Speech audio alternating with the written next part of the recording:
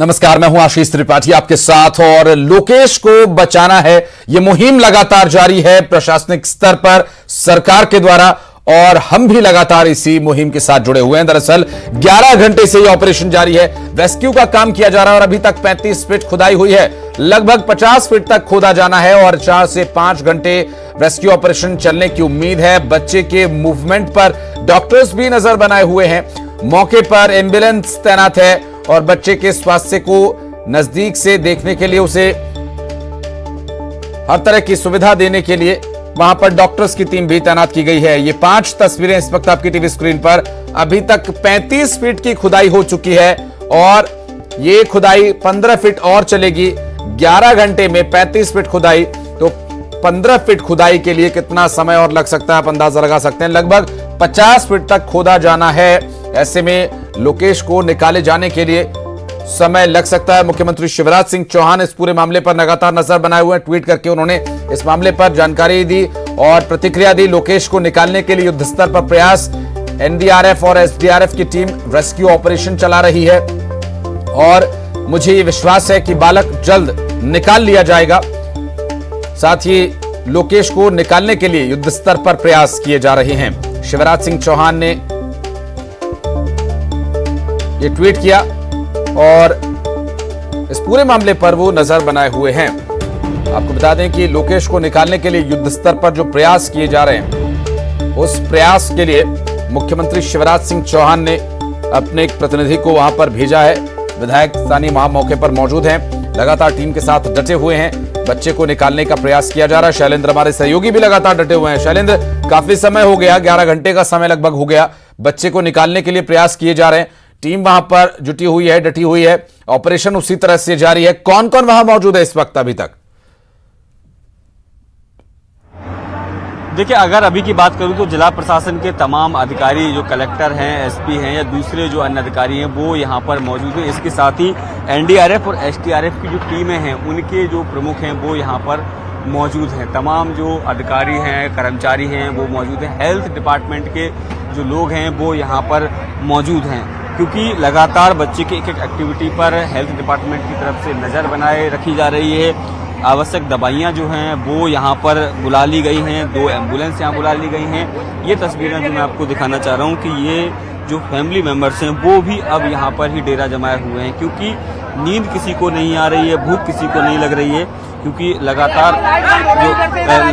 लगातार जो है वो लोग यहाँ पर मौजूद हैं और सबकी एक ही उम्मीद है कि जल्द से जल्द जो है वो उसको बाहर निकाला जाए। तो लगातार जो है वो लोग यहाँ पर मौजूद हैं, न केवल परिवार के लोग बल्कि स्थानीय लोग जो हैं वो यहाँ पर पहुँचे हुए हैं और सब लोग जो है वो लगातार इस बात की दुआ मांग रहे हैं कि जल्द से जल्द जो है जैसा कि वो बाहर निकले। हालांकि 12 घंटे के लगभग का अभी समय जो है वो बीत गया है, लेकिन रेस्क्यू ऑपरेशन लगातार अभी जारी है, क्योंकि अब लगभग 35 से 36 फुट की खुदाई हो चुकी है, लेकिन 50 फुट तक की लगभग की खुदाई होनी है। और ऐसे में जो आखिरी जो स्थितियां रहेंगी वो काफ़ी क्रिटिकल रहने वाली हैं और जो रेस्क्यू टीम के पदाधिकारी हैं उनका साफ तौर पर ये कहना है कि जैसे जैसे नीचे जाएंगे उस समय जेसीबी काम करना बंद कर देगी और जो मजदूर हैं उनके द्वारा जो है वो खुदाई का काम शुरू किया जाएगा। तो अब इंतजार है कि जब 40 फुट के लगभग तक यहाँ पहुँचें उसके बाद आगे की खुदाई हो।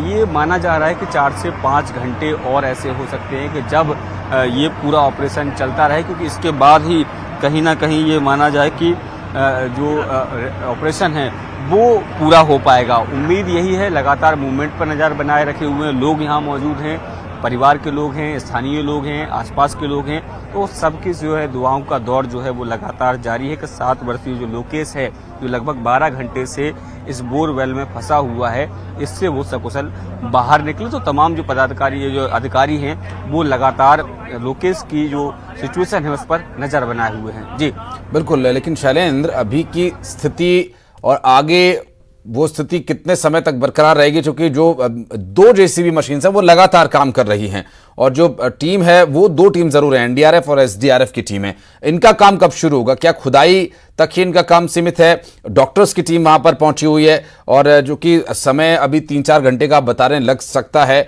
और बच्चे के मूवमेंट पर जो कैमरा है, कैसे कैमरे से मॉनिटरिंग हो रही है, कैसे उससे संपर्क हो पा रहा है, कैसे उसके स्वास्थ्य के बारे में डॉक्टर्स तक जानकारी पहुंच रही है? देखिए बिल्कुल बाकायदा कैमरे से जो है वो पूरी नज़र बनाई रखी हुई है। लैपटॉप से पूरा कैमरा जो है वो कनेक्ट करके रखा है। हालांकि उसको पब्लिक के लिए ओपन नहीं किया गया है। फैमिली मेंबर्स हों या फिर जो अधिकारी हैं वो जब मूवमेंट देखने के लिए वहां पहुंचते हैं तब जरूर उसको ओपन किया जाता है लैपटॉप को, और उनको वो मूवमेंट जो है वो बच्चे की वो दिखाई जाती है। और जिस तरीके से SDRF की जो टीम है, जिस तरीके से आप तस्वीरों में भी देख पा रहे हो, तमाम जो वहाँ मौजूद हैं, तो उनका देखिए अभी जो रेस्क्यू चल रहा है उसमें तो वो मॉनिटरिंग कर ही रहे हैं। वो लगातार JCB के जो चलाने वाले लोग हैं उनको लगातार दिशा निर्देश भी दे रहे हैं कि आखिर किस तरीके से टनल की खुदाई करनी है। और अब जब नीचे जब जाया जाएगा तब उनका जिम्मेदारी और ज्यादा बढ़ जाएगी, क्योंकि SDRF और NDRF के एक्सपर्ट्स लोग ही हैं, वही लोग नीचे जाएंगे और वही लोग जो है वो ड्रिल के माध्यम से या दूसरे उपकरणों के माध्यम से खुदाई शुरू करेंगे। तो उनका काम जो है वो अब से कुछ देर बाद, यानी 1 से 1.5 घंटे बाद जब 5 फुट के लगभग और खुदाई हो जाएगी, यानी 40 फुट तक हम जब पहुंच जाएंगे तो उनका काम बहुत ज़्यादा महत्वपूर्ण हो जाएगा। हालांकि अभी जो है वो लगातार खुदाई चल रही है। जिस तरीके से मैंने बताया कि एक JCB अंदर है जो खुदाई कर रही है, उसके बाद दूसरी JCB, तीसरी JCB, चौथी JCB, इस तरह से लगभग 5 से 6 JCB जो लगे हैं वो लगी हुई हैं। क्योंकि मिट्टी खोदना आसान काम है, लेकिन उसको गड्ढे से बाहर निकालना बहुत मुश्किल पेश आ रही है उसको लेकर, और यही कारण है कि वो जो लगातार JCB है उनकी संख्या भी बढ़ाई जा रही है। इसके अलावा जो संसाधन है वो अधिक से अधिक जुटाए गए हैं। सभी संसाधन यहाँ जुटा लिए गए हैं, क्योंकि रात में अगर किसी तरह के कोई संसाधन की आवश्यकता पड़ती है तो उसके लिए प्रशासन को आनन फानन में कोई इंतजाम न करने पड़े। जिस तरीके से स्थानीय विधायक जो हैं उमाकांत शर्मा जी, जब वो यहाँ पहुंचे हैं, उन्होंने साफ तौर पर कहा है कि मुख्यमंत्री ने साफ ये निर्देश दिए हैं कि प्रदेश में से जो भी संसाधन चाहिए वो वहाँ पर उपलब्ध होंगे। इतना ही नहीं, उन्होंने कहा ये भरोसा भी दिलाया है परिवार वालों को कि अगर केंद्र सरकार से भी किसी तरह की कोई मदद की आवश्यकता पड़ेगी तो वो भी मदद मुहैया कराई जाएगी। जारी है, उम्मीद की जा रही है कि बहुत जल्द बच्चा बाहर आ जाएगा, सकुशल उससे निकाला जा सकेगा। बहुत शुक्रिया आपका इस पूरे मामले पर जानकारी देने के लिए। आप भी डटे हुए हैं वहां मौके पर, अपना भी ख्याल रखिएगा। बढ़ते आगे और मध्य प्रदेश विधानसभा की कार्यवाही की अगर बात करें तो आज सत्ता पक्ष और विपक्ष के बीच कई मुद्दों पर तीखी बहस हुई। सदन में CM शिवराज सिंह चौहान ने विपक्ष को आड़े हाथों लिया, वहीं बिजली, स्कूल जैसे मुद्दों पर विपक्ष ने सरकार को घेरा।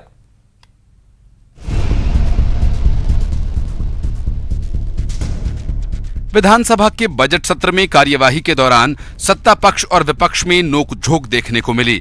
CM शिवराज ने विपक्ष को आड़े हाथों लिया और प्रवासी भारतीय सम्मेलन को लेकर कहा कि इसकी दुनिया में तारीफ हुई है। कांग्रेस सरकार का जिक्र करते हुए CM ने कहा कि बीजेपी कार्यकर्ताओं पर अत्याचार हुआ। वहीं CM सरकार की उपलब्धियों को गिनवाते हुए नेता प्रतिपक्ष गोविंद सिंह के क्षेत्र में हुए काम का ब्यौरा भी देते नजर आए। CM ने विपक्ष को स्वस्थ आलोचना करने की नसीहत दी, साथ ही PM नरेंद्र मोदी को भगवान का अवतार बताया। उधर स्कूल और बिजली के मुद्दे पर विपक्ष ने सरकार को घेरा। PCC चीफ कमलनाथ ने कहा कि कई इलाकों में कहीं तार है तो बिजली नहीं और बिजली है तो तार नहीं। भोपाल में पानी के समूह में कनेक्शन दिए जाने को लेकर कांग्रेस विधायक PC शर्मा ने भी सवाल उठाए। बल्क नहीं, इंडिविजुअल कनेक्शन दिया जाएगा, लेकिन सरकार उसको तैयार नहीं है। इसलिए मैंने उनसे मांग की है कि आप इसको शीघ्र से शीघ्र इंडिविजुअल कनेक्शन सभी कॉलोनी हो, चाहे वो चूनाभट्टी की हो, चाहे भोपाल के अन्य क्षेत्रों की हो, जो आपने मुख्यमंत्री जी ने घोषणा की थी, जो महापौर है वर्तमान ने घोषणा की थी, वो इंडिविजुअल कनेक्शन दिए जाए। वहीं सज्जन सिंह वर्मा ने CM राइज स्कूल्स को लेकर सवाल उठाए और इस पर नरोत्तम मिश्रा ने कहा कि जब कांग्रेस की सरकार थी तब कांग्रेस ने 500 रुपए में गुरुजी की भर्ती की थी, स्कूल्स की बिल्डिंग और छत नहीं थी। आज शिक्षा पर सवाल खड़े कर रहे हैं। सज्जन सिंह वर्मा के सवालों का जवाब स्कूल शिक्षा मंत्री इंदर सिंह परमार ने देते हुए कहा कि CM राइज स्कूल्स के प्रचार प्रसार के लिए स्कूल शिक्षा विभाग ने कोई विज्ञापन नहीं दिया है। कांग्रेस के लोगों ने जो विषय उठाए हैं वो निराधार है, वो सत्यता से परे है। लेकिन बीजेपी विधायक उमाकांत जी ने जो सिरोंज का मामला देखिए, स्पेसिफिक एक जगह का विषय है, उसका हम परीक्षण करा रहे हैं। केवल वो स्थान का है कि भाई यहाँ बनना चाहिए, यहाँ बनना चाहिए, क्योंकि वहाँ वर्षों से पहले से स्कूल चलता है, उसी जगह हमने सर्वे किया है। लेकिन यदि उनकी आपत्ति तो उनका परीक्षण करके आगे निर्णय करने वाले हैं। विधानसभा चुनावों से पहले मध्य प्रदेश विधानसभा का ये अंतिम सत्र है। ऐसे में सत्ता पक्ष और विपक्ष दोनों ही सदन में जनता के मुद्दों पर अपनी बात रख रहे हैं।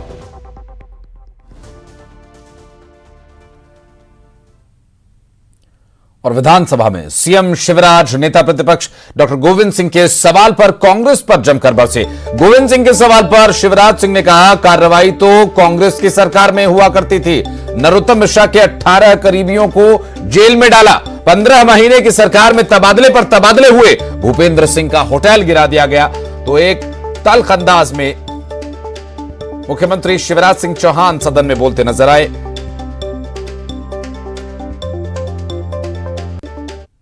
सिंह जी कहेंगे भाजपा कार्यकर्ताओं पर कार्रवाई नहीं की। कार्रवाई जब आपकी सरकार जितना हुई थी गोविंद सिंह जी, 15 महीने की सरकार में ये बैठे नरोत्तम मिश्रा, 18 लोग इनके जेल में थे। 18 जो आसपास थे, 18 जेल में थे। खानदान का तबादला कर दिया गया। हमारे पार्षद मीणा थे, उनकी 60 दुकानें बुलडोजर चला के तोड़ दी गई। राजू मीणा, इछावर के मंडल अध्यक्ष के स्कूल को बुलडोजर चलाया गया। भूपेंद्र सिंह जी बैठे, इनकी होटल नापी गई। संजय पाठक पता नहीं आज है कि नहीं, कहां से लुक के छिपके निकल के बचते बचाते उस जमाने में कैसे निकले थे, ये मैं जानता हूं। एयरपोर्ट को छावनी बना दिया। पकड़ो, नापो, मारो, तोड़ो। ये राज अगर दिया था तो 15 महीने की कमलनाथ जी की सरकार ने दिया था। हाँ, हमने बुलडोजर चलाए। हाँ, हमने चलाए बुलडोजर। और आज सदन के माध्यम से मैं फिर कहना चाहता हूं, माफियाओं पर बुलडोजर चलेंगे, दुराचारियों पर बुलडोजर चलेंगे, गुंडागर्दी करने वालों पर बुलडोजर चलेंगे। और खरगोन जिले के बड़वाह पहुंचे भाजपा के राष्ट्रीय महासचिव कैलाश विजयवर्गीय का बड़ा बयान आया है। विजयवर्गीय ने दावा किया कि 2023 में मध्य प्रदेश के विधानसभा चुनाव में प्रधानमंत्री नरेंद्र मोदी के विशालकाय नेतृत्व और सीएम शिवराज सिंह के अनुभव से भाजपा को 2/3 बहुमत मिलेगा। प्रदेश में भाजपा की सरकार बनेगी। कैलाश विजयवर्गीय बड़वाह नगर पालिका के माध्यम से करीब 4 करोड़ रुपए से अधिक के विकास कार्यों की सौगात देने के लिए पहुंचे थे।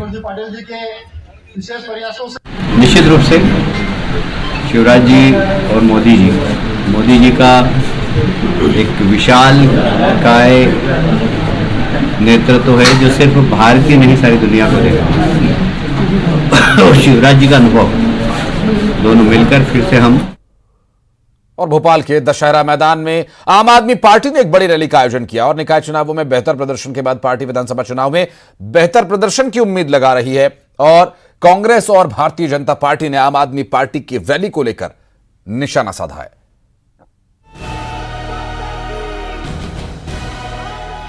दिल्ली और पंजाब में सफलता मिलने के बाद आम आदमी पार्टी मध्य प्रदेश विधानसभा चुनाव में अपना दम दिखाने की तैयारी में है। भोपाल के भेल दशहरा मैदान में दिल्ली के मुख्यमंत्री अरविंद केजरीवाल ने बड़ी रैली को संबोधित किया। इस रैली में पंजाब के मुख्यमंत्री भगवंत मान भी शामिल हुए। आम आदमी पार्टी ने अपनी उपलब्धियों को जनता के सामने रखा और बीजेपी और कांग्रेस से खुद को बेहतर विकल्प बताया। ये आज सारे हमारे पीछे, सारी पार्टियां हमारे पीछे पड़ी हैं, लेकिन जनता हमारे साथ है। जनता देख रही है कि ये अकेली पार्टी है जो देश के लिए लड़ रही है, ये अकेली पार्टी है जो ईमानदारी के लिए लड़ रही है। वहीं आम आदमी पार्टी की रैली में किए गए वादों को लेकर सीएम शिवराज ने तंज कसा। इस समय तो वो अगर ये कहो कि स्वर्ग उतार लाओ जमीन पे, तो वो कहेंगे ले आओ, अभी लेके आते हैं हम, तो कुछ भी कह देंगे। लेकिन प्रदेश भारतीय जनता पार्टी के साथ। वहीं नरोत्तम मिश्रा ने आम आदमी पार्टी को कांग्रेस की बी टीम करार दिया, जबकि सज्जन सिंह वर्मा ने आम आदमी पार्टी की तुलना ओवैसी की पार्टी से कर डाली। ये कांग्रेस की बी टीम है एक्चुअल में। यहाँ की जनता ने अभी तक के इतिहास में तो तीसरे दल को स्वीकारा नहीं। आगे स्थिति देखते हैं, जैसे कांग्रेस अब चूंकि रसातल को जा रही है, तो देखते हैं क्या होता है। अब मेरी नजर में तो जैसे असदुद्दीन ओवैसी हैं, वैसी केजरीवाल जी है। ये वोट कटवा पार्टी है। निकाय चुनावों में आम आदमी पार्टी ने कुछ जगहों पर बेहतर प्रदर्शन किया था। मध्य प्रदेश में अब तक कांग्रेस और बीजेपी के बीच ही मुख्य मुकाबला रहा है। ऐसे में आम आदमी पार्टी भले ही तीसरे विकल्प के रूप में खुद को पेश कर रही हो, लेकिन ये इतना आसान नजर नहीं आता है।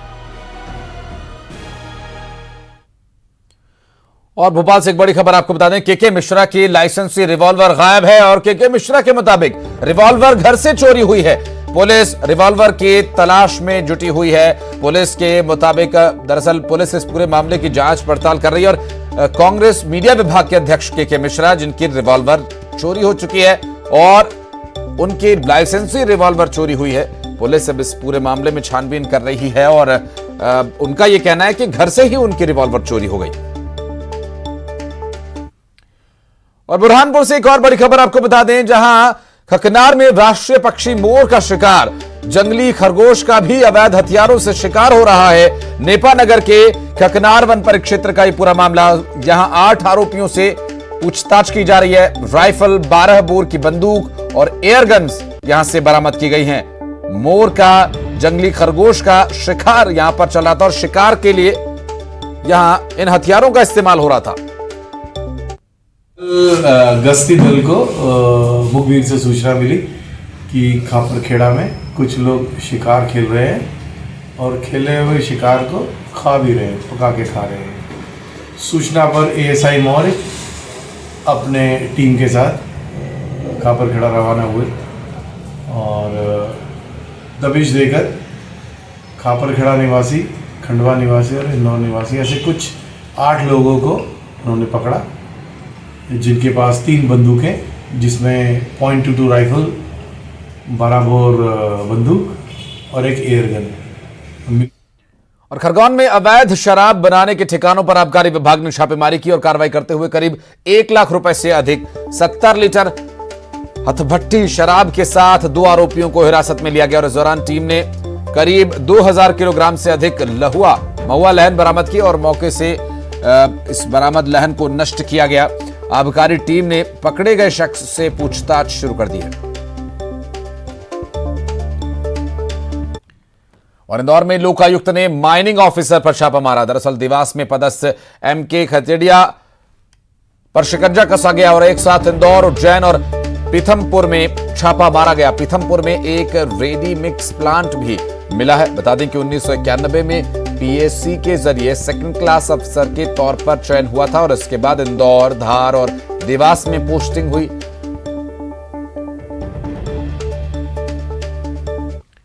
और जांजगीर चांपा से बड़ी खबर, सेक्स रैकेट का खुलासा। 2 महिला और एक शख्स को गिरफ्तार किया गया। घर से आपत्तिजनक वस्तु बरामद हुई है। घर में देह व्यापार चलाए जाने की शिकायत मिल रही थी। पुलिस कार्रवाई कर रही है। और उज्जैन के भेरूगढ़ की सेंट्रल जेल में करोड़ों की राशि के गबन का मामला सामने आया। बताया जा रहा है कि जेल अधीक्षक के आईडी का इस्तेमाल कर आरोपी जेल प्रहरी रिपुदमन सिंह के द्वारा जीपीएफ के 13 करोड़ रुपए के गबन का आरोप है। जेल अधीक्षक ने पुलिस थाने में अपनी तरफ से एफआईआर दर्ज कराई है। और बढ़ते आगे आपको बता दें कि खबर बैतूल से, जहां मुल्ताई थाना क्षेत्र के तहत एक दर्दनाक सड़क हादसे का मामला सामने आया। 3 लोगों की इस हादसे में मौत हो गई। मुल्ताई के पारडसिंगा में बाइक से टक्कर हुई और बाइक की टकराने की वजह से गंभीर रूप से घायलों ने एम्बुलेंस में दम तोड़ दिया। और छतरपुर में युवक को तालिबानी सजा दी गई है। एक और वीडियो इसका सामने आया, जहां पर इस वीडियो में युवक को रस्सी से बांधकर सजा दी जा रही है और साथ ही बंधक बने युवक की पत्नी भी साथ में डरी सहमी बैठी नजर आ रही है।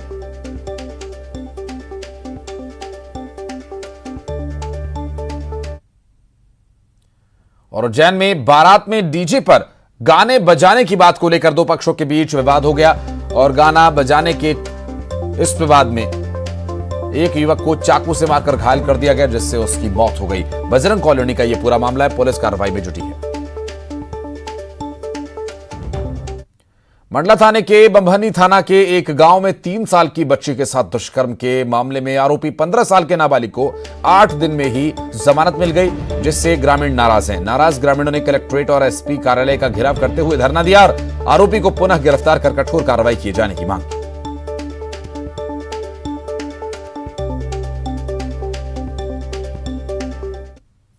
और खरगोन जिले के गुगावा में एक किसान की बाइक से 48,000 रुपए और जरूरी कागजात से भरा बैग दिन दहाड़े चोरी होने का सनसनीखेज मामला सामने आया, जहां पर अब पुलिस सीसीटीवी फुटेज के आधार पर आरोपियों की तलाश में जुटी है।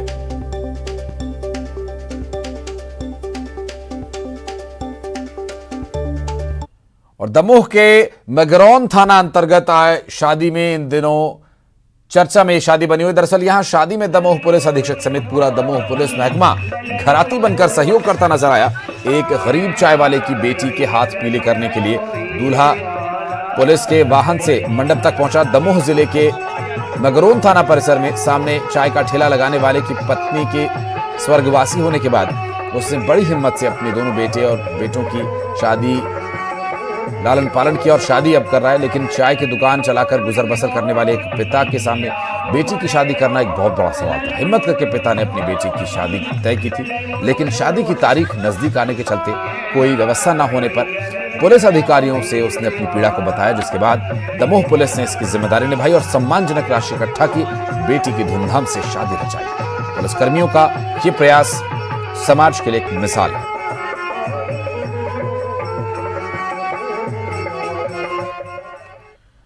और इधर उमरिया के बांधवगढ़ में एक अच्छी तस्वीर कैमरे में कैद होगी, जिसमें एक शावक अटखेलियां करता हुआ नजर आ रहा है। पर्यटकों के द्वारा यह शानदार तस्वीर अपने कैमरे में कैद की गई। जंगल सफारी के दौरान ताला जोन में यह नजारा दिखाई दिया, जहां ये शावक मशहूर चक्रधरा वाली बाघिन के बताए जा रहे हैं।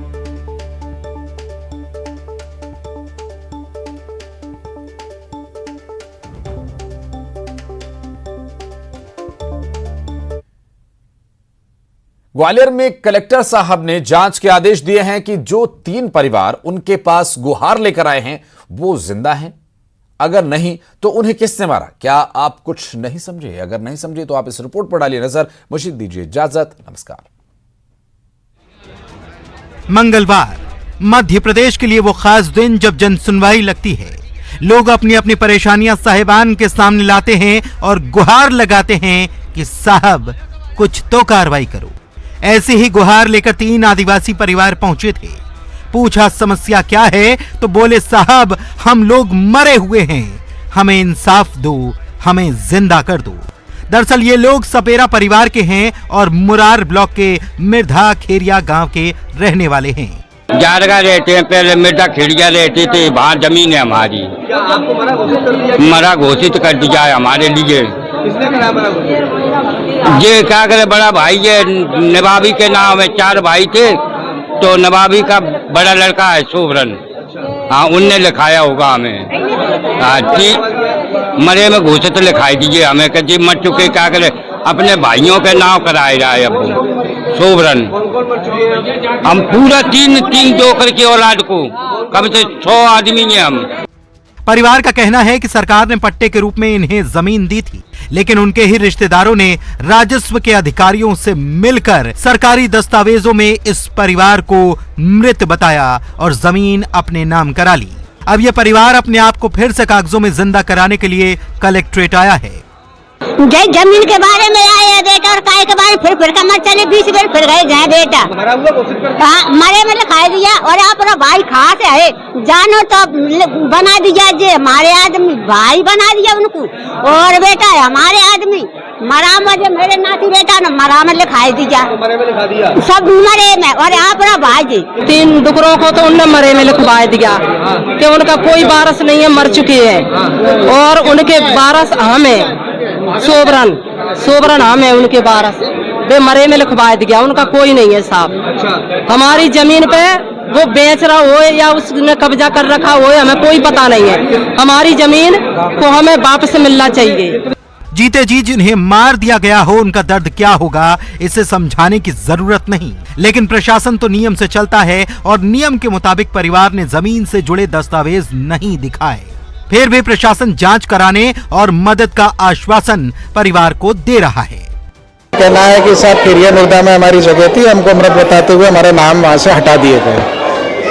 तो इसके लिए हम पटवारी और राजस्व निरीक्षक को इनके साथ भेज रहे हैं। पूर्व में भी एक बार भेजा था, चूंकि ये लोगों के पास कोई दस्तावेज ऐसा कोई साक्ष्य नहीं है जिससे पता लगे कि इनके पूर्वजों के नाम पे जमीन थी।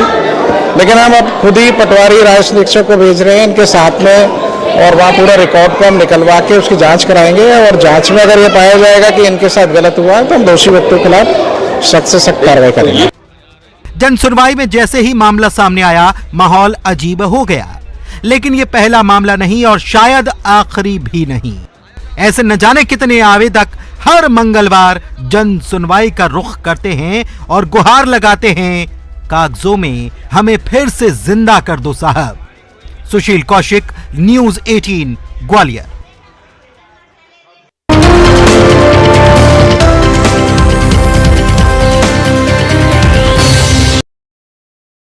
कमलनाथ ने सदन में उठाया